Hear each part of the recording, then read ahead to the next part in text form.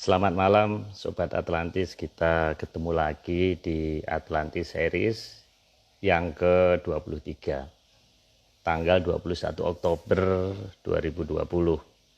Kali ini kita akan melanjutkan serial Armada Mandala, dalam hal ini Laut, episode yang ke-3/4. Jadi ini sebenarnya episode yang pertama dari yang kita rencanakan, mungkin sekitar ada 3 mungkin. Karena total Mas Agung ini kirim ke saya sekitar 60 lebih slide. Jadi kalau malam ini 20 slide, kita akan membahas 3 minggu. Kita masih menunggu Mas Agung. Ini belum kelihatan masuk. Moga-moga tidak ada problem. Sebelumnya saya ucapkan terima kasih ke rekan-rekan yang banyak memberikan masukan dan komentar-komentar. Namun kami tidak bisa menjawab satu persatu karena dikarenakan kita tetap pada acara IG Live yang sudah kita rencanakan. Nah, ini baru masuk ini kelihatannya. Ini kok aneh lagi nih akunnya. Mas Agung tuh suka ada berapa IG sih sebenarnya ini. Coba ini. Bismillah. Kita tunggu. Masih waiting. Halo. Halo Mas. Ini kok ganti lagi sih Mas IG-nya? Kan yang tadi nggak bisa Pak dibuka. Jadi Oke. live-nya nggak ada live-nya gitu loh. Jadi saya pakai akun yang lain untuk supaya ternyata yang pakai akun yang lain live-nya muncul gitu. Oke. Mas Agung, ini ada komentar. Ini langsung aja Mas Agung ya. Gimana makan mie-nya udah selesai juga? Mas, Pak. ini wine-nya udah nyampe belum? Belum ya? Belum. Oh ya udah. Memang belum saya kirim sih Mas. Oh, pantes. Oke Mas, ini sebelum kita mulai saya bacakan. Ini banyak banget komen, tapi saya pilih saja salah satu. Dari Mas Sandiana Bastaman. Dia berkomentar, permasalahannya kenapa pemerintah belum mengizinkan, karena ini sesuatu yang besar. Ini menyangkut ideologi, politik, ekonomi, sosial, budaya, dan mungkin malah menyangkut geopolitik. Saya berkeyakinan pemerintah di lingkungan istana sudah tahu. Kalau saya berpikir apa setiap presiden terpilih di Indonesia kemudian akan didatangi oleh Raja Atlantis, kemudian melakukan perjanjian untuk tidak dibuka dulu. Ini lamunan saya, mohon sampaikan salam saya untuk Mas Agung. Jadi intinya banyak yang tanya nih Mas, teori bahwa Atlantis itu kenapa tidak dibuka? Gimana Mas? Ini mohon dibales karena ini kita pilih satu aja, ini kita jawab. Baik. Tidak semua Pak ya, kepala negara kita didatangin, gitu nggak semuanya. Paling tidak yang saya tahu sudah tiga itu yang dari masa saya ada ya. Jadi Pak Karno tuh saya belum ada. Dari mulai BK, HB9 sama Pak Harto. Justru malah Presiden Soeharto. Kalau yang ke bawah ini nggak ada sama sekali yang didatangin yang saya tahu gitu. Karena ada banyak hal yang sangat berbeda dari pola yang dilakukan oleh mereka ya. Maka di zaman Pak Harto dulu, ya terserah masyarakat akan menganggap Pak Harto itu salah atau benar, tapi dia adalah orang yang sangat dijaga. Bukti paling nyata itu dulu pada saat beliau masih berkuasa, Pak Harto masih berkuasa itu, kalau kita datang lewat Jalan Cendana, jam berapapun, terus kita di dalam mobil bisik-bisik aja, sesuatu hal yang menyindir keluarga tersebut, nanti di ujung jalan pasti ditangkap. Itu bukan karena ini Pak, bukan karena mikrofonnya di Cendana sangat peka, tapi ada sesuatu yang kita nggak tahu. Pasukan yang nangkep itu dari mana nggak ketahuan. Makanya waktu dicari apakah ada ruang bawah tanah di sana nggak ada kan. Terus kadang-kadang malam hari kalau kita datang lewat Jalan Teguh Umar, tiba-tiba ada panser jaga di sana. Begitu kita putar balik, pansernya nggak ada. Itu sering. Itu menunjukkan bahwa sangat-sangat ada dalam penjagaan, dan apapun yang terjadi itu memang yang dijaga Soeharto pada zaman itu. Dan beberapa hal yang kemudian sebenarnya bukan dilakukan oleh Pak Harto tapi dilakukan oleh mereka, itu juga terpaksa Pak Harto harus ngeklaim dilakukan oleh beliau, bahwa tapi sebenarnya mereka melakukan itu untuk keselamatannya Pak Harto.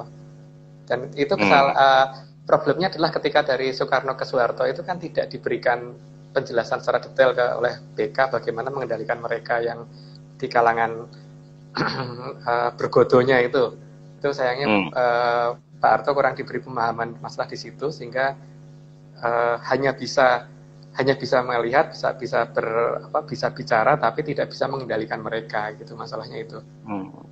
Jadi banyak hal yang setiap presiden kan punya penasihat spiritual, Mas. Ya masalahnya kan kalau penasihat spiritualnya itu tidak ada, kan ini masalahnya bukan spiritual, Pak. Ini sesuatu hal yang real, bukan spiritual. Masalahnya kan di situ. Ya sekarang untuk ngecek bahwa dia benar-benar ngerti spiritual apa tidak itu paling gampang satu, Pak, baca prasasti bisa enggak, kalau enggak ya berarti dia enggak. Gitu. Karena kalau spiritual itu berarti bisa komunikasi dengan yang masa lalu. Jadi kalau yang masa lalu itu tidak perlu harus seorang raja loh. Rakyat pun pasti baca tulis itu pasti bisa, Pak. Dan itu tidak akan pernah dijawab nanti dulu atau belum waktunya, itu nggak akan. Jadi kalau pernyataan itu tidak pernah ditunjukkan. Jadi misalkan dia ngomong bahwa dia seorang ahli spiritual tapi nggak bisa baca huruf Pallawa, ya berarti dia bukan ahli spiritual. Menurut saya begitu sih. Karena walaupun saya bukan ahli spiritual, tapi paling tidak ada beberapa yang bisa baca lah, Pak.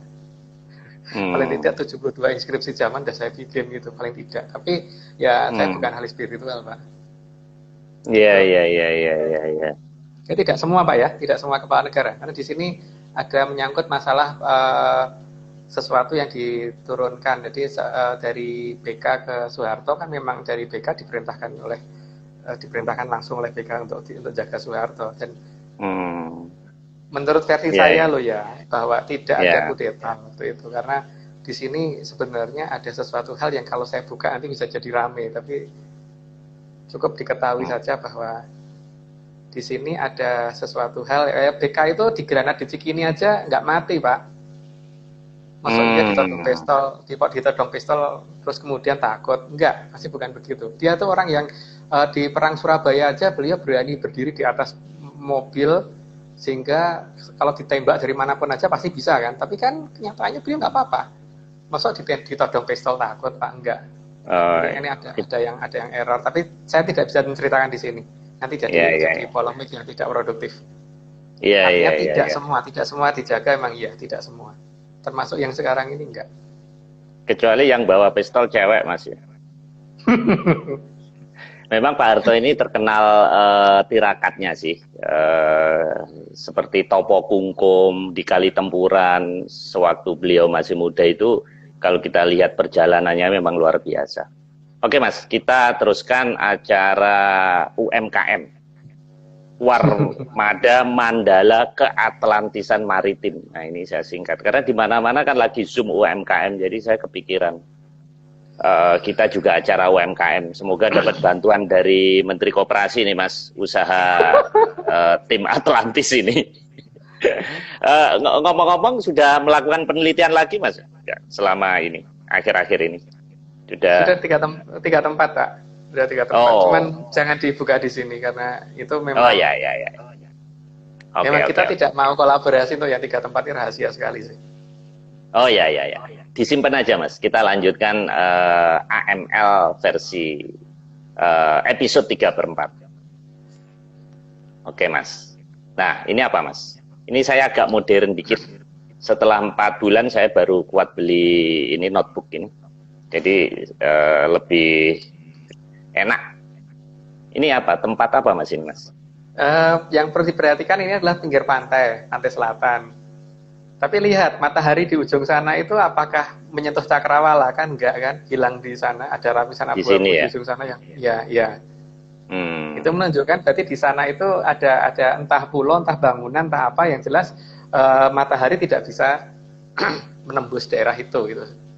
Harusnya kan ya matahari sampai ke batas cakrawala Pak kalau tenggelam. Waktu itu nggak ada mendung kok. Iya. Itu kan menunjukkan bahwa di sana ada sesuatu. Cuman sesuatu itu tidak bisa dilacak menggunakan teknologi kekinian karena teknologi kekiniannya itu mungkin perbandingannya antara ya kalau kekinian termodernnya saat ini mungkin kayak anak kelas 2 SD sementara mereka kayak S2 gitu, jadi perbandingannya sangat jauh. Oke. Lantas ini apa Mas? Itu apa namanya si Werkudara kan seharusnya kurang ke atas sedikit atau ya. Oh, emang jaringnya yang ya. Coba agak menjauh dikit Pak. Ini? Malah mendekat agak menjauh dikit. Gini. Oh iya, ini cuma jaringnya doang. Jari kotak-kotaknya itu Pak ya. Ini kan biasanya untuk di nenek moyang kita itu yang punya Aji Jolo Sengoro kan biasanya salah satu jari yang selalu dipakai adalah yang kotak-kotak seperti itu. Tapi kalau sekarang nggak punya Jolo Sengoro pun pakai kotak-kotak Pak. Kalau zaman nenek moyang kita yang di Jawa loh ya, saya tidak ngomong yang di luar Jawa. Yeah. Jadi dia punya Aji Jolo Sengoro.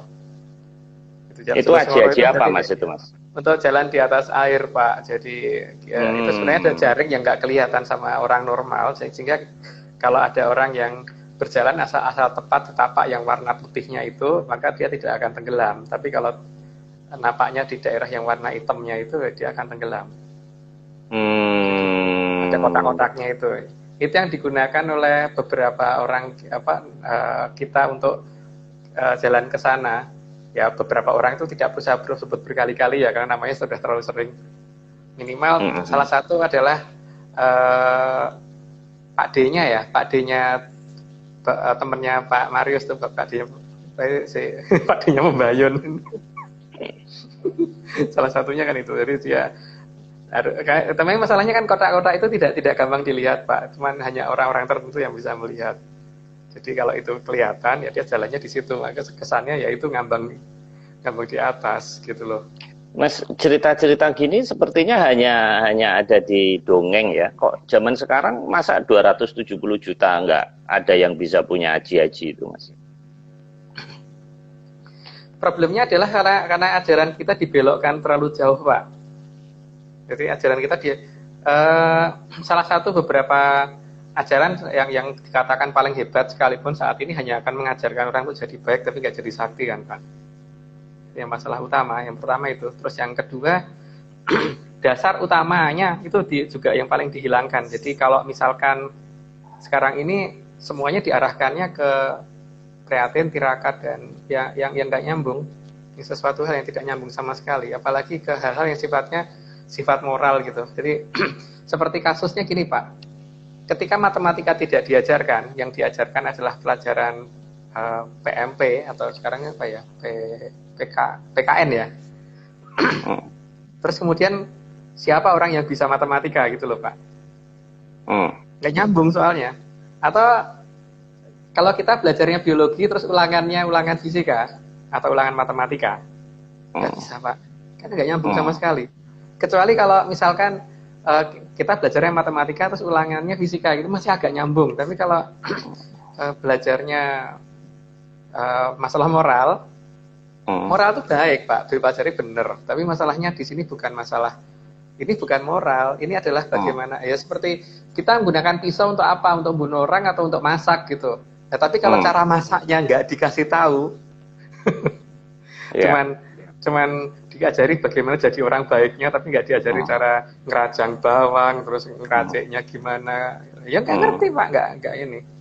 Ya, Mas Agung, saya pernah baca ya di Majapahit itu, jadi ada triangle, di sini ada Hayam Wuruk, Raja, kemudian ada Patih, yang Panglima Perang, kemudian ada spiritualis, ada agamawan, artinya memang itu bagian dari sistem ketatanegaraan. Nah, kenapa kan kita punya sekian puluh departemen kementerian, Kenapa nggak ngumpulin orang-orang sakti disuruh nerawang atau mencari sesuatu, misalnya vaksin sekarang? Kan kita ini kan bangsa yang sangat begitulah. Dan saya baca sejarah-sejarah presiden seluruh dunia, ternyata yang paling unik itu Indonesia. Karena selalu dikaitkan dengan spiritual, dikaitkan dengan metafisis, itu selalu. Jadi peran spiritualis supaya tidak ambiar. Kenapa Mas Agung nggak bikin lembaga riset spiritualis yang kerjanya itu ya sudah digaji tapi untuk meneliti hal-hal begini, Mas? Itu urusan pemerintah Pak ya, tapi yang jelas Bapak bisa lihat sendiri deh. Bagian paling mendasar dari negara kita adalah penghilangan kebudayaan. Coba Bapak perhatiin di struktur kependidikan kita, di struktur sekolah-sekolah dari mulai sekolah dasar sampai perguruan tinggi, itu dihilangkan toh Pak. Mana ada cara bakar menyan yang bener gitu? Enggak ada Pak. Pemerintah kayaknya justru pengen menghilangkan ini gitu loh, masalahnya itu kan. Enggak ada. Yang salah bukan ininya, tapi yang menjadi problem adalah kenapa ini mau dihilangkan gitu. Sekarang kita ngelihat bahwa seberapa hebatnya teman-teman kita yang di Dayak itu yang segitu hebatnya. Apa ada ya kemudian mereka dijadikan satu komando pasukan khusus gitu? Enggak kan Pak? Harusnya mereka dijadikan pasukan khusus. Jelas itu. Jadi dalam hal ini memang sistem yang ada di kita itu pengennya ke barat-baratan. Bahkan gini, pemerintah nggak mau bikin sayembara untuk bagaimana supaya vaksin ini cepat ketemu gitu. Maunya dimonopoli oleh ya kalangan akademisi atau yang berhubungan dengan kedokteran dan kesehatan. Seharusnya kan ini dibebaskan Pak. Jadi kalau ada suatu pandemi, kalau zaman dulu itu pasti diadakan sayembara. Kenapa? Karena kalau misalkan ada suatu pandemi itu ketika yang maha kuasa ini menaruh obat di tempat tersembunyi, misalnya di koordinat XYZ yang kita nggak tahu. Kalau ini hanya dimonopoli oleh pakar, maka bisa menemukan sampai ke titik koordinat ini, maka mungkin butuh waktu jutaan tahun kali Pak. Tapi kalau misalkan masyarakat keseluruhannya dilibatkan, bisa aja nanti orang di tengah hutan Kalimantan atau di tengah hutan Irian Jaya itu akan bisa menemukan dengan cepat karena seluruh masyarakat dilibatkan. Kayaknya kan enggak. Bahkan ketika ada orang ngeklaim bahwa dia menemukan obat, yang pertama dilakukan pemerintah adalah menolak dulu tanpa dilakukan pengujian dulu. Harusnya kan diuji dulu, baru dinyatakan bahwa dia itu benar apa tidak. Itu jangan ditolak dulu. Saya bingung kadang-kadang kesannya. Ya, atau gini Mas, setidaknya guidance lah ya. Kalau spiritualis ini nggak bisa menemukan obat COVID, gitu, setidaknya bisa menerawang itu di mana itu yang benar. Kan sekarang banyak nih bermunculan. Atau katakanlah gini, suatu musibah tidak bisa kita hindari, seperti ada batu besar. Bisa, Pak. Nah itu bisa nggak? Nggak akan mau, karena nanti begitu sudah ketemu pasti akan diklaim oleh pakar yang dari ahli biokimia entah apa gitu. Nggak akan, kecuali kalau memang disayembarakan secara terbuka. Dan pemerintah harus mengakui kalau ditemukannya pakai menyan ya pakai menyan gitu. Jangan kemudian diarifkan ke yang lain seolah-olah jangan diganti kearifan lokal gitu loh. Kemenyanan lokal nggak apa-apa, tapi kearifan lokal itu jangan. Atau jangan-jangan Mas Agung udah punya obatnya, udah tahu jawabannya. Nah itu rahasia Pak. Tapi yang jelas seharusnya namanya pandemi ini kalau kita ngerti leluhur itu harusnya nggak sulit gitu. Cuman problemnya kan ketika harus menggunakan cara barat.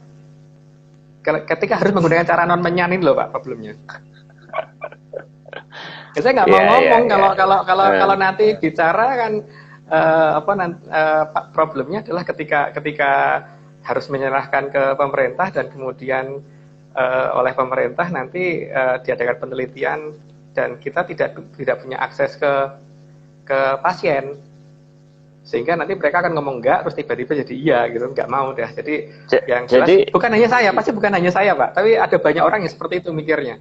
Nah, jadi Mas Agung emang nggak takut Mas, kalau ada misalnya ini orang positif COVID terus Mas Agung berani ketemu? Berani Pak, berani. Setelah itu berani. Cuman problemnya adalah diakui apa tidak itu nantinya kan. Asal ini nanti apa namanya, ketika orang yang sembuh ya harus diakuin gitu kan. Dan caranya tidak mau, kalau misalkan harus ngakui pakai cara mereka, saya nggak mau. Kalau kemudian harus yang penting orangnya sembuh. Tapi kalau kemudian nanti sembuh karena alasannya gini dengan tanpa ada unsur menyan di belakang, ya mending saya nggak ikut campur. Biar orang lain aja yang itu gitu. Ya. Oke, Mas. Kita kembali lagi, Mas. Ini jadi soalnya kita ini kan di mana-mana. Bayangkan, Mas, sampai sekarang ini kita tidak tahu kapan ini vaksin datang.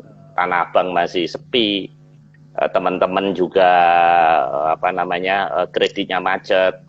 Dan hati-hati loh, Mas. Mas Agung punya utang nggak? Kredit macet nggak? Tidak. Leasing misalnya. Nah, hati-hati, Mas. Kalau Mas Agung punya utang, terus minta relaksasi ke bank, misalnya restrukturisasi ya, pokoknya nggak dibayar, hanya bunganya, itu nanti berikutnya tiba-tiba Mas Agung ngajuin kredit itu ditolak karena dianggap kredit macet. Jadi pemerintah nggak bisa diakalin. Nah, itu habis kejadian kemarin. Jadi ada orang dapat fasilitas, hanya bayar bunganya, bulan berikutnya dia mau ngajuin kredit lagi nggak bisa. Jadi berbahagialah Mas Agung nggak punya, mungkin kreditnya ke Atlantis, Mas ya, nggak ke pemerintah ya. Oke, Mas, kita lanjutin, Mas. Ini gambar apa ini, Mas? Nah, itu kalau tadi kan jarik yang dipakai di wayang, lah ini jarik yang ada beneran di versi kita gitu loh Pak. Ada ceplok garudonya gitu loh. Nah ini menunjukkan bahwa ya harusnya dipakai orang yang ngerti Jolo Sengoro gitu. Nah, untuk ciri khas yang ngerti Jolo Sengoro memang dia berhak pakai baju seperti apa, pakai ageman seperti ini kalau pakai pakaian Jawa versi saya ya, bukan Jawa versi keraton yang ada gitu. Sehingga pada ini kan mirip di belakang saya ini, Mas. Mirip kan? Bukan, itu kan segi 5, ini bukan. Segi 6 ya, atau segi berapa itu? Itu beda, Pak. Beda ya ini ya? Beda. Ini kotak-kotak, Pak. Kotak-kotak. Oke. Jadi ini bukan hanya masalah membatik, Mas, tapi ada pesan di balik itu, ada maksudnya ya? Iya. Gitu. Oke, Mas. Nah, ini mirip juga ini, Mas. Ya, itu kalau di Bali. Nah, tidak tahu apakah di Bali itu filosofinya sama apa tidak, tapi cuman kok persis ya di Bali ada aturan seperti itu. Itu ada unsur Jolo Sengoro. Jadi dia mengakui apakah ini juga menunjukkan bahwa Bali juga mengerti tentang keberadaan Atlantis di selatan. Tapi kalau saya perhatikan orang Bali juga mengadakan acara kayak Labuan juga di Laut Selatan, Pak. Cuman apakah mungkin pendefinisiannya sama apa tidak, saya tidak tahu. Tapi kalau saya melihat bahwa kok hampir mirip dengan yang di Jawa gitu, yang di Jawa versi saya gitu loh. Cuman kalau di Jawa kan digambarkan ada ceplok Garuda yang menunjukkan itu loh posisi keratonnya gitu. Kalau ini kan enggak, cuma kotak-kotaknya, cuma Jolo Sengoronya saja gitu. Oh, jadi itu menunjukkan koordinat juga, Mas ya? Iya, menunjukkan ini. Nanti kalau kelihatan seperti itu ya. Yang nggak terlalu persis banget sih, tapi seperti itu. Nah ini kan gambar diem, Pak. Gambar diem, tapi kalau kita perhatiin kan kayak bergerak, kayak ada gelombang. Iya. Iya kan? Itu kan menunjukkan bahwa ada loh yang sebenarnya bukan laut, tapi kalau kita lihat seperti laut gitu loh. Jadi tipuan mata aja, itu ternyata dibikin oleh peradaban kita aja bisa gitu loh, tapi cuman masalahnya tidak secanggih mereka. Minimal kita bisa membuat kertas yang kelihatan tidak bergerak, tidak bergelombang, jadi kalau nggak bergelombang kalau diamatin gitu kan, Pak. Iya. Apalagi mereka sekian ribu kilometer persegi juga bisa mereka bikin jadi seperti bergelombang dan seperti berombak dan seperti terlihat ini seperti laut lepas, padahal itu bukan. Makanya matahari tidak bisa menutupi wilayah tidak bisa terlihat pada saat sunset gitu, hilang di daerah grey area. Salah satu dalam cerita pewayangan yang punya Aji Jolo Sengoro kan Werkudara. Itu makanya dia menggunakan jarik yang bentuknya seperti itu juga, kotak-kotak gitu. Kenapa dipilih Werkudara, Mas? Kan banyak wayang jumlahnya kan ratusan tokohnya. Kenapa dipilih Werkudara yang pakai ini, Mas? Sebenarnya saya yang paling utama tuh pengennya masyarakat tuh tahu loh Pak, bahwa Werkudara itu di pewayangan adalah salah satu tokoh yang mencapai ilmu tertinggi berupa manunggaling kawula Gusti, tapi tidak ada ceritanya Werkudara itu sabar. Werkudara itu orangnya senggol murub jawil mubal gitu loh. Sementara ajaran-ajaran yang beredar saat ini katanya kalau kurang sabar nggak bisa ketemu leluhur lah, kata kurang sabar akan gagal ilmunya lah, kayak gitu-gitu itu Pak. Di sini nih ini nggak nyambung gitu loh Pak. Saya pengennya ngomong begitu sebenarnya, makanya saya pilih gambar Werkudara. Orang senggol murub jawil mubal itu juga orang gampang ngamuk kok, itu bukan orang sabar. Jadi tidak ada hubungannya kesabaran dengan bisa melihat mereka gitu kan. Dasarnya atau karena keugal-ugalannya itu bisa ketemu Dewa Ruci. Jadi kan bukan. Ada aturan yang dia tahu. Jadi ada unsur X yang saat ini hilang dari kita. Dan itu diganti ajaran jadi katanya baik, sabar dan sebagainya gitu loh. Jadi bukan itu loh. Masalahnya itu sesuatu hal yang bukan itu, tapi masalahnya kan sekarang ini justru itu dipatenkan gitu loh, dijadikan patokan, padahal bukan. Tapi kalau belum titi wanci ini kan memang belum bisa, Mas. Kayak ada istilahnya Mas Nogo tuh ojo DCI apa? Kerso. DCI kerso ya. Kan memang nggak bisa kalau Mas Agung mau ngomong sampai berapa tahun lagi di IG Live juga kalau belum waktunya ya nggak bisa, Mas. Ya memang iya Pak. Ada salah satunya itu iya. Tapi paling tidak itu supaya orang itu mulai nyari gitu loh Pak. Bahwa bukan itu kok. Jadi kalau kita mau ke Surabaya, kita jangan kalau kita ada di Jakarta, jangan bergerak ke utara, bergerak ke selatan atau bergerak ke barat, ya harus ke timur gitu loh Pak. Masalahnya kan kalau ke utara sama ke selatan nggak akan pernah nyambung, nggak akan ketemu. Kalau ke barat mungkin suatu ketika muter lagi bisa ketemu, tapi kalau ke utara dan selatan nggak akan pernah ketemu gitu. Dan masalahnya sekarang kan ketika ajarannya apa, implementasinya apa gitu loh. Nah, supaya kita ke timur ketemu Surabaya itu apa? Kompasnya apa? Patokannya? Supaya nggak tersesat. Atau supaya menemukan Atlantis lah gitu. Kan pertama dulu pernah saya ceritakan bahwa ini versi saya ya, jadi saya tidak mau ini dibandingkan dengan ajaran yang lain, ajaran agama kayak atau ajaran di luar Jawa atau di luar saya gitu, versi saya ya. Kalau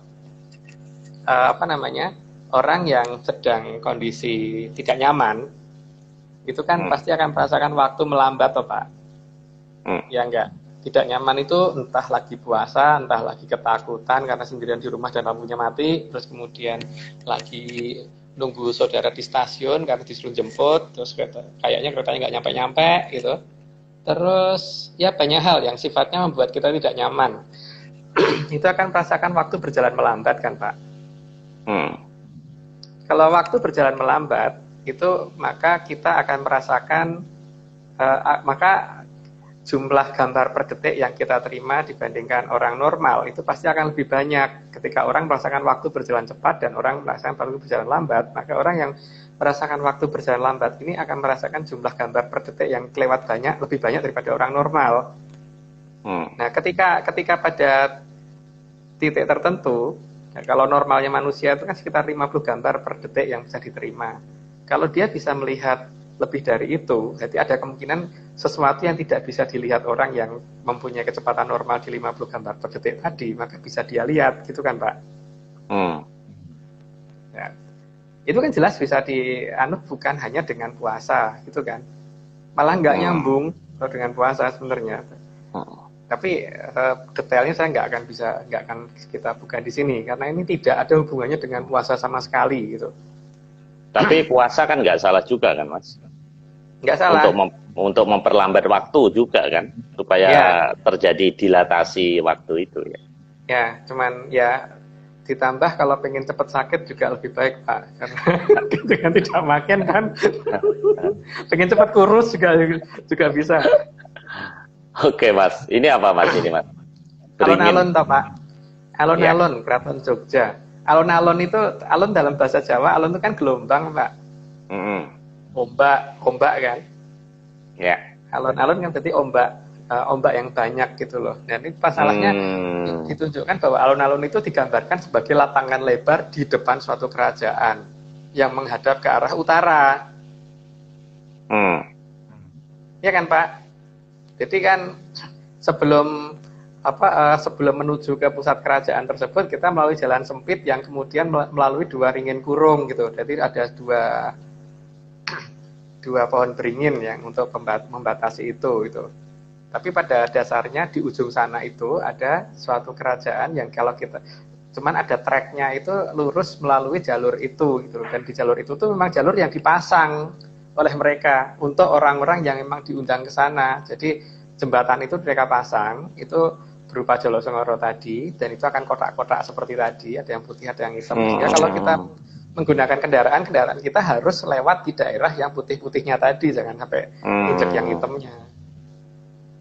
Jadi ini ada maksud, Mas, ya, ternyata. Saya pikir hanya cuman artistik atau bangunan arsitektur aja ya. Ternyata ada maksud di sini ya. Ya.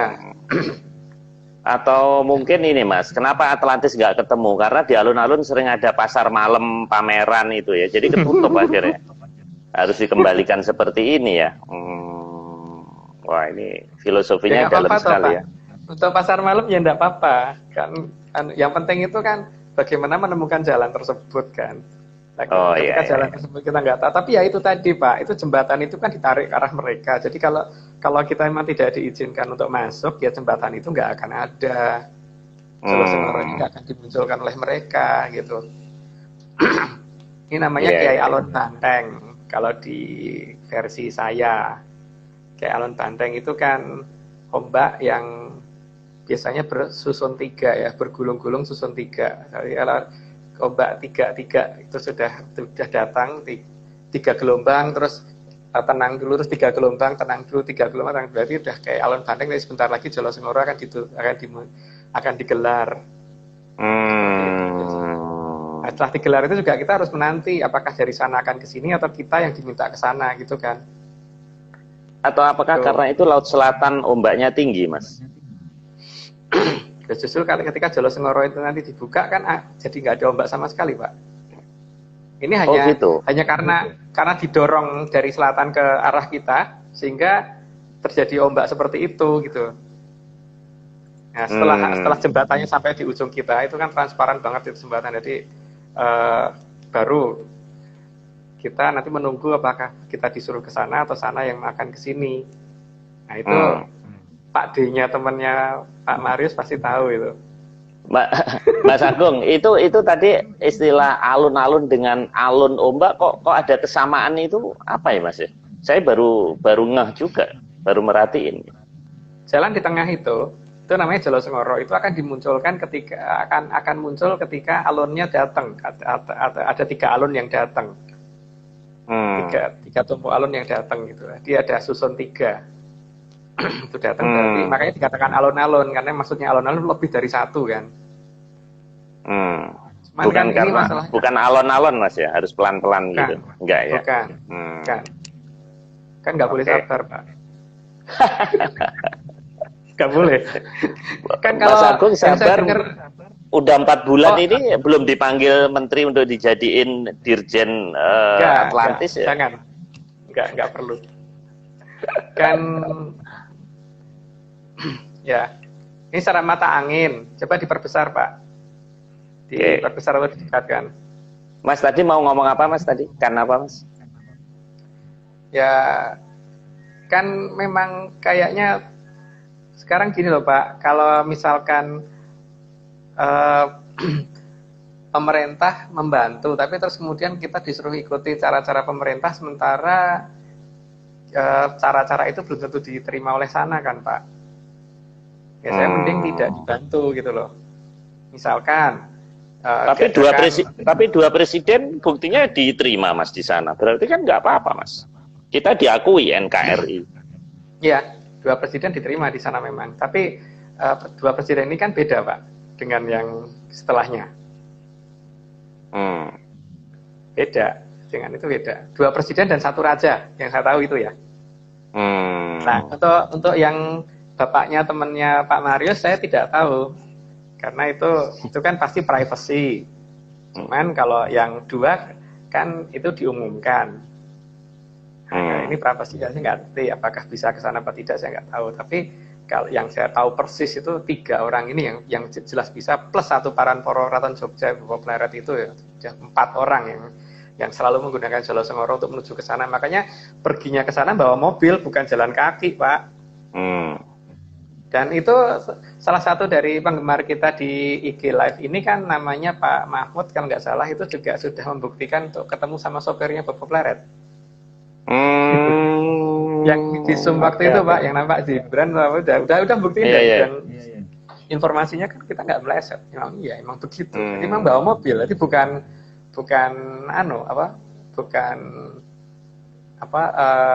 menghilang gaib gitu, enggak. Memang mobilnya bawa kok ke sana.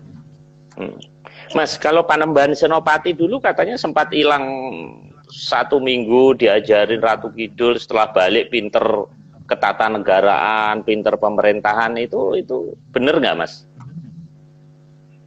Kalau sekian harinya, jumlah harinya saya nggak ngitung, Mbak ya. Tapi hal seperti itu iya, karena dari pihak sana itu kan apa-apa serba gampang.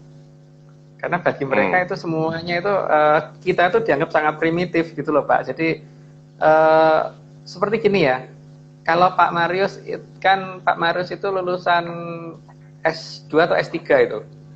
Kalau Pak Marius ngajari anak kelas 2 SD kan terlalu gampang toh Pak? Iya. Segitu perbandingan kita dengan mereka. Jadi sebegitu gampangnya bagi mereka untuk ngatur di sini itu kayak seperti itu, karena perbandingan kemampuan secara teknologinya perbandingan kelas 2 SD dengan S2 gitu. Minimal itu. Bandingan minimal ya, maksimumnya mungkin lebih dari itu. Mas Agung, ini saya sela sedikit, ada dari Mas Siswantoro menanyakan apakah pada zaman Majapahit Atlantis itu masih terbuka? Kalau tidak terbuka Pak, maka tidak akan ada kolam segaran Pak. Segaran itu artinya segoro buatan kan. Itu menunjukkan bahwa ada loh segoro buatan gitu. Tidak akan ada istana Balai Kambang, istana Terapung, tidak akan ada hubungan dengan sana gitu. Jadi ini ada dari zaman Majapahit ada, makanya ada Pangeran Samudro segala kan waktu zaman Majapahit. Ada banget Pak. Jadi ada hubungan antara kita dan Majapahit dan sana itu sudah dari lama dan itu terjalin turun temurun gitu. Jadi Mataram itu hanya melanjutkan. Indonesia melanjutkan sayangnya cuma sampai presiden kedua. Dan itu bukan gaib Mas ya? Bukan. Oke. Nah kalau gaib Pak, Bapak Pleret bisa bawa mobilnya ke sana tuh gimana ceritanya Pak? Iya. Oke Mas, ini peta apa Mas ini? Arah mata angin ya?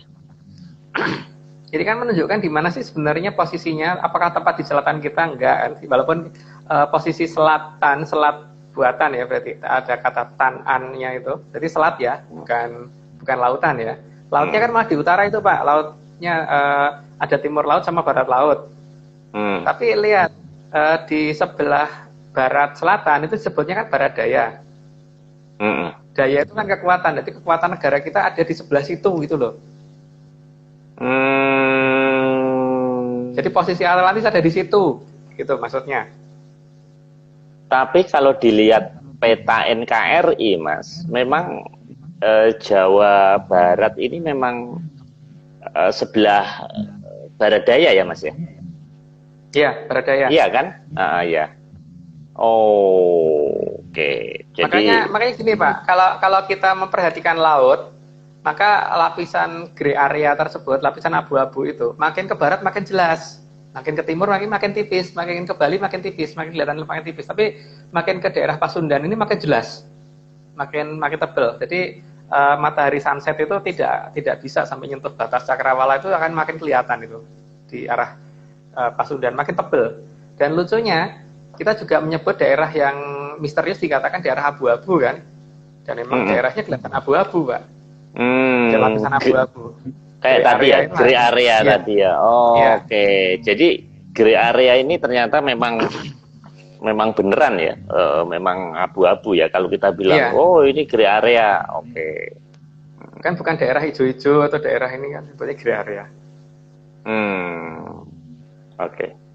Ini kok ada si ganteng ini lagi ngapain Mas ini? Itu di belakang saya. Itu kan saya mencoba mencari coba di zoom yang di belakang saya itu, Pak. Bentar. Kelihatan Mas? Kurang gede. Yang belakangnya bukan sayanya, aja. Belakang saya Oh, yang di kiri saya itu. Loh, ya. sini. Bukan enggak yang warna hijau itu loh, Pak, yang ada airnya itu. Oh, warna hijau. Oh, ini. Ya, Oke, ya. oke. Di zoom di situ. Oke. Ini Mas ya. Ini. Ya. Ya, agak naik ke bagian atasnya. Oh, ada Ya, piring seperti itu terbang penutup. bukan. Ya seperti itu pola menutupnya mereka. Jadi keraton mereka itu ada di permukaan, tapi ditutup dengan kubah yang kemudian di atas kubah itu dialirin air dan tebelnya itu 200 meter itu. Jadi kalau kapal Indo Amerika aja masuk pasti akan tenggelam itu kena gerojokannya. Seperti itu. Dan ini ada di Mekarsari karena Pak Harto yang bikin, karena Pak Harto kan memang pernah ke sana. Jadi dia sengaja menunjukkan seperti ini loh posisi keraton Atlantis di selatan kita, gitu loh. Maksudnya begitu, Pak. Ini saya kagum Mas Agung kok bisa-bisanya aja ini. Ini halusinasi dari mana sih Mas ini? Kok bisa menemukan hal-hal kayak begini ya? Nah, kan memang Mekarsari itu kan dibikin oleh Pak Harto. Dan Pak Harto kan orang yang memang benar-benar tahu. Sehingga dalam menggambarkan posisi sana memang beliau tidak banyak bercerita, Pak. Tidak banyak cerita. Tapi ya itulah, beliau tahu benar.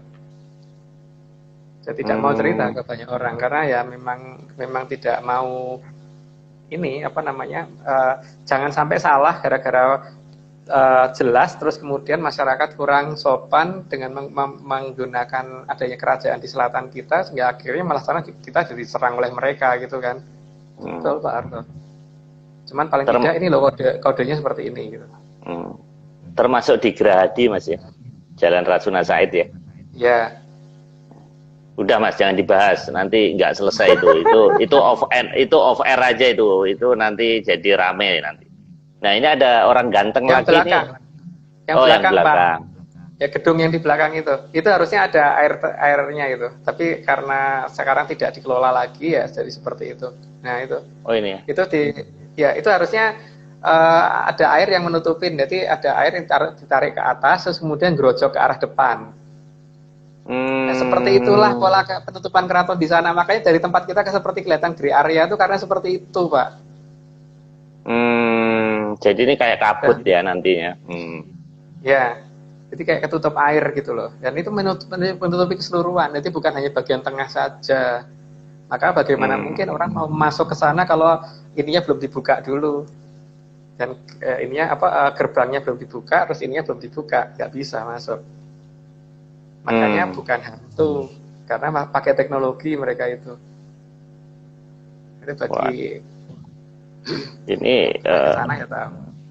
Ini studi ini memang luar biasa. Ini gabungan when science meet spiritual ini. Seperti kayak human design. Saya sekarang kan lagi belajar human design, Mas. Ini teori sampean ini juga mirip-mirip seperti itu. Ini apa, Mas? Peta ya?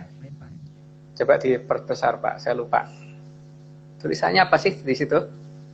Saya tulis ini apa? Seperti kayak peta. Ada legenda sumber keraton Yogyakarta Hadiningrat. Kayak denah, Mas. Alun-alun. Ini ada alun-alun. Yang saya tulis apa? Yang saya tulis Pak, saya itu. Yang ditulis ya. Oke. Bentar, Mas. Ini sudah saya kumpulin di dalam satu folder ini. Ini sebentar, Mas. Apa ya ini ya?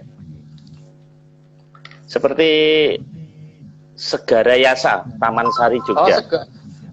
Segara Yasa. Segara itu kan samudra, Pak. Yasa itu artinya buatan. Jadi artinya segara buatan. Jadi ada samudra buatan yang posisinya ada dari keraton itu ada di selatan barat kan? Barat daya kan? Dari keraton itu harusnya Segoro Yoso itu posisinya. Oh ini ya. Iya. Jadi keraton Jogja itu kan ngadep ke arah utara, ngadep ke arah Merapi. Nah, nanti agak ke selatan sedikit ke arah barat ada yang namanya Segoro Yoso. Nah, di situ kan menunjukkan sesuai dengan di peta kan. Ada daerah kekuatannya Indonesia di barat daya kita itu loh. Jadi ada segoro buatan di barat daya kita. Wah, baru tahu Mas. Begitu ya ternyata ya tanda-tanda alam ya. Bukan tanda-tanda bukan alam, tanda leluhur kita yang ngasih tahu. Oh, tanda leluhur. Iya, itu nah, kan ini, alam pembangunan kok. Oh iya ya. Ini yang bikin siapa Mas ini? Arsiteknya siapa ini dulu? Kalau itu mungkin yang lebih berhak menjawab adalah temannya Pak Marius. Itu kan Taman Sari, Pak. Iya, Taman Sari ini. Taman Sari Jogja. Nah, itu kan menunjukkan di ujung sebelah sana. Itu kan ini ada air, terus di ujung sebelah sana itu ada keraton gitu kan. Iya. Nah, itu menunjukkan bahwa keraton itu ada di belakang air gitu loh. Oh. Gitu. Dan di Taman Sari sendiri itu kan nanti ada terowongan-terowongan tuh yang menuju ke arah selatan. Nah, maksud iya Pak, hantu butuh terowongan gitu. Kalau memang beliau itu adalah hantu, memang butuh terowongan kan enggak.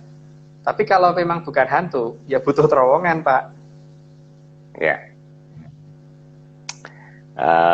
Itu memang perlu penelitian lebih lanjut. Tapi udah saya tanyakan, katanya nggak ada terowongan, Mas. Nggak diakuin. Ya, kalau nggak ada tak tunjukin kapan-kapan. Kalau saya ke Jogja. Atau jangan-jangan bisa kalau saya ngelihat nutup gitu, kalau yang lihat Mas Agung kebuka gitu. Enggak ada Pak, ada. Ada memang. Ya, Mas ini telapak tangan raksasa Mas. Ini apalagi Mas? Ya. Jadi kan ada posisi yang tadi kalau di mata angin itu kan ada selatan, terus kemudian timur selatan dinamakan Tenggara, terus barat selatan dinamakan Barat Daya. Yang Barat Daya tadi kita tunjukkan bahwa itu maksudnya kekuatannya dari sana, di keratonnya sebelah sana. Yang Tenggara itu kan maksudnya dalam bahasa kita dalam bahasa versi saya gitu, Tenggara itu artinya pertanda. Nah, pertandanya dari sana. Jadi mereka menunjukkan bahwa mereka bisa loh yang namanya Triwikromo. Triwikromo itu merubah diri menjadi dimensi ketiga istilahnya gitu kan.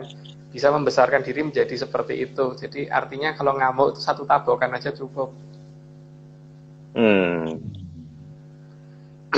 Ini kan cerita ketika Sang Moho Prabu Dewa Esa dulu marah besar, kemudian nabok laut selatan sehingga terjadi air bah di mana-mana. Itu pada zaman Kolotirto, awal zaman Kolotirto, gitu. Kemudian putranya Sang Moho Prabu Kano kan diminta untuk bikin istana Balai Kambang. Ya terserah kalau diklaim oleh negara lain cerita tersebut, tapi paling tidak kalau di Jawa ada cerita seperti itu gitu. Ketika Sang Moho Prabu Dewa Esa marah dan memukul ini, kemudian terjadi air bah selama selama satu zaman kolo. Satu zaman kolo berarti 3 mangsa kolo, 1 mangsa kolo 100 tahun matahari. Air bah gara-gara ngamuknya seorang raja itu. Itu manusia itu. Di zaman itu manusia sudah ada belum Mas? Ya ada toh Pak. Itu ada, manusia ya? Itu ya. Ada. Oh. Ya. Tapi ini menunjukkan ada cerita yang ada di zaman kerajaan zamannya Prabu Dewa Esa, itu menunjukkan bahwa cerita itu betul gitu loh, bahwa naiknya air bah karena itu gitu. Ini itu kalau diperbesar itu bukan cerita banjir besar itu Mas ya, yang katanya cerita Atlantis menurut Santos itu atau beda ini? Ya sebenarnya hampir mirip, tapi Atlantis tidak terkena masalahnya, Pak. Karena mereka bisa mengatasi banjirnya sendiri. Nah, tapi daerah lain kemudian pada kena semua, kecuali daerah yang dijaga oleh Sang Mahaprabhukano, itu semua wilayah yang dijaga oleh Sang Mahaprabhukano tidak kena. Maka kemudian banjirnya mengarah ke barat, selatan, dan utara. Barat, utara, dan timur. Selatan dikit. Makanya kan hampir semua daerah yang di dunia ini yang menjadi berubah jadi padang pasir itu daerah yang mempunyai kontur ketinggian hampir sama dari permukaan laut. Karena itu yang terkena air bah gara-gara ngamuknya beliau waktu itu. Artinya kan memang sabar, nggak sabar. Ini di cerita pewayangan ada, Mas, ini? Ada. Oh. Tapi bukan gambar yang sekarang ditunjukkan Pak Marius ya. Oh, ini bukan ini? Bukan. Oh, bukan. Itu sudah diperbesar Pak. Yang ditunjukkan. Nah, kelihatan nggak Pak ada tanda waru? Kelihatan kan ada tanda waru di situ. Oh, itu belum lama loh. Ini. Baru Desember tahun lalu itu Pak. Oke, ya. Bisa berbesar nih. Baru Desember tahun lalu itu. Ya. Ya, sebenarnya ada 3, cuman yang 2 tumpuk, yang di kanan itu tumpuk, ada 3 seharusnya. Itu menunjukkan bahwa mereka tidak akan tega mencelakai negara kita. Oh. Itu loh maksudnya. Apa waru itu lambang cinta, Mas? Jadi heart. Lah iya. Oh. Memang itu yang mereka menunjukkan itu. Jadi mereka memang setega-teganya mereka kalau terhadap negara kita tidak akan terlalu tega banget gitu. Tidak akan sesulit itu kalau mau gulung ya gampang, tapi tidak akan setega itu. Iya. Berarti sebetulnya kita juga dilindungi, Mas ya, nggak perlu. Jadi reinkarnasi Atlantis, Sriwijaya, Majapahit, NKRI itu akan tetap terjaga, Mas, kalau menurut teorinya Mas Agung. Ya, akan terus terjaga karena ini berarti kan memang ada sesuatu yang sedang mereka tunggu di negara kita kan, Pak. Mereka tunggu apa itu bukan saya yang menunggu ya, jadi saya tidak tahu. Tapi yang jelas itu memang ada sesuatu yang mereka tunggu di negara kita, maka mereka jaga benar. Tapi kenapa Mas tim-tim lepas, Sipadan lepas, terus sekarang Natuna juga lagi diklaim Tiongkok, kok buktinya lepas semuanya itu? Bagaimana mereka menjaga, Mas? Yang mereka jaga kan pada posisi di mana akan adanya sesuatu yang munculnya dari mana gitu loh Pak. Misalkan gini, kalau Pak Marius pengen misalkan es krim gitu, maka Pak Marius akan menjaga posisi pabrik es krimnya jangan sampai dirusak orang gitu kan. Oh iya. Tidak sampai satu kota Pak, pabriknya aja gitu loh. Karena mereka juga tidak berkepentingan untuk daerah yang lain. Masalahnya itu. Nah, kita nggak tahu yang dijaga mereka itu yang sebelah mana, kita belum tahu. Tapi paling tidak Pulau Jawa, Sumatera, Kalimantan dan beberapa daerah yang lain itu masih termasuk daerah yang mereka jaga. Karena sampai dengan hari ini itu belum lepas kan. Iya. Beberapa wilayah yang masih mereka jaga gitu. Dan ternyata tim-tim lepas nyesel juga Mas ya. Kehidupannya malah semakin berat ya. Nah ya salahnya sendiri toh Pak.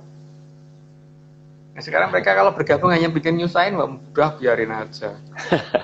Gitu. Oke Mas, kita terusin. Nanti ini kena undang-undang ITE nanti kita. Oke Mas, ini kecamatan Dramaga apa ini Mas? Ini kampus IPB Mas ya? Ya Dramaga. Dramaga itu kan berarti dermaga atau Pak? Berarti itu di dekat sesuatu yang besar. Nah ini kan menyangkut masalah Sungai Berantas yang dulu saya ceritakan. Teman saya tidak akan detail menceritakan Sungai Berantas karena ini risikonya sangat besar kalau kita ceritakan. Nanti bisa dianggap menakut-nakutin orang banyak. Karena Sungai Berantas ternyata tidak di Jawa Timur, tapi ada di dekat. Ya memanjang dari utara ke selatan dan lewat dekat tempat kita gitu. Dan itu tertutup Mas ya? Ditutup. Sekarang? Ya, artinya ditutup. berarti bisa ambles Mas ya? Bisa bahasa Jawanya amblong. Bukan saya ngomong loh ya. Nakut-nakutin aja nih, udah musim banjir nih. Oke Mas, kita terusin Mas. Ini situs Taman Sari. Ya. Pada saat akan masuk Taman Sari itu kan ada dua hal. Yang pertama ada dua naga kanan kiri Pak yang jaga. Oh yang ya. kedua kita masuk ke arah terowongan gitu. Tujuannya diadakan naga. Naga itu kan digambarkan bergelombang. Itu kan menjaga supaya ombak dari laut yang di kanan kiri kita itu tidak menenggelamkan mobil yang masuk yang kebawa masuk yang kebawa masuk yang digunakan oleh orang yang diundang oleh sana gitu loh Pak. Jadi kenapa kok daerah itu jadi datar tidak ada ombaknya? Karena dijaga oleh itu, kanan kirinya ada itu.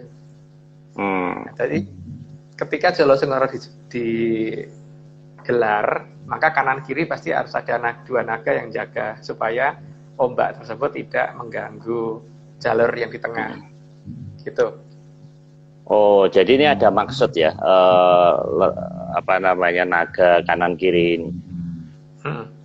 Ngomong-ngomong naga, ini ada dua naga Mas, tiga naga, satu naga tapak angin, satu naga yang di Keraton Jogja ya kemarin. Mas Agung sempat ikutin nggak ada gambar ular melingkar di ini, ular melingkar di salah satu Soko Guru di Keraton Jogja. Terus satu lagi penampakan di Bali ya, ada seperti pura yang nggak dirawat, ternyata ada penampakan itu.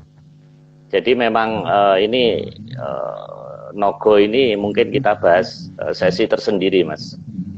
Ini sudah jam 9, 2 menit lagi. Ini terakhir Mas, gambar terakhir. Ini apa Mas? Nah itu kan gamelan.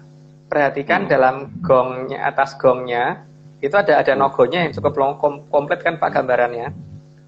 Jadi kan itu artinya kan Keraton Jogja dan Solo itu seharusnya kan mengerti bagaimana menggunakan gamelan ini untuk mendatangkan atau untuk berkomunikasi dengan sana, sehingga naganya bisa didatangkan untuk menutup kanan kirinya ombak tadi kan Pak.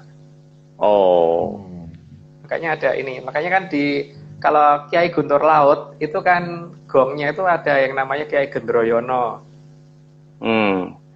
Si Gendroyono ini yang akan memberitahukan ke sana seharusnya. Jadi ini memang gabungan antara mistis dan non mistis. Jadi istilahnya Pak Posnya mistis, tapi yang menerima suratnya bukan mistis gitu. Jadi ini naga ini bukan hanya pemanis Mas ya. Jadi ada maksud di sini ya. Iya. Makanya dipasangin pasti di atas gong. Oh. Tapi ini gong saya kok nggak ada ularnya Mas ini Mas.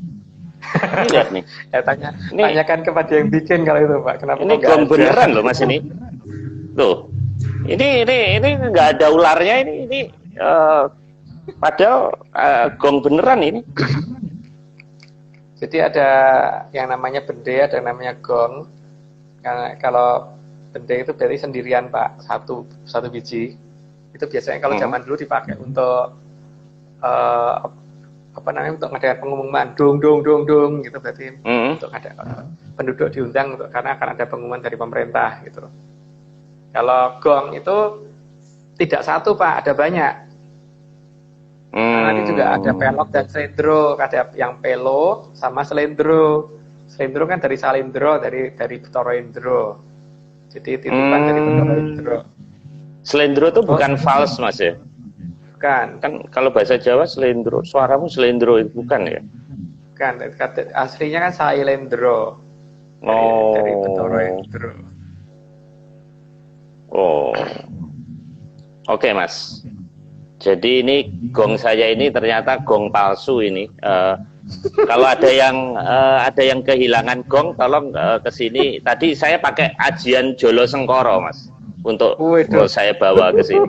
Mas, ini 25 menit remaining. saya sudah di reminder. Oke Mas, sampai ketemu lagi di acara UMKM mendatang. Warmada Mandala Keatlantisan Maritim. Selamat Ya, malam. salam menyan Mas Agung. Oke.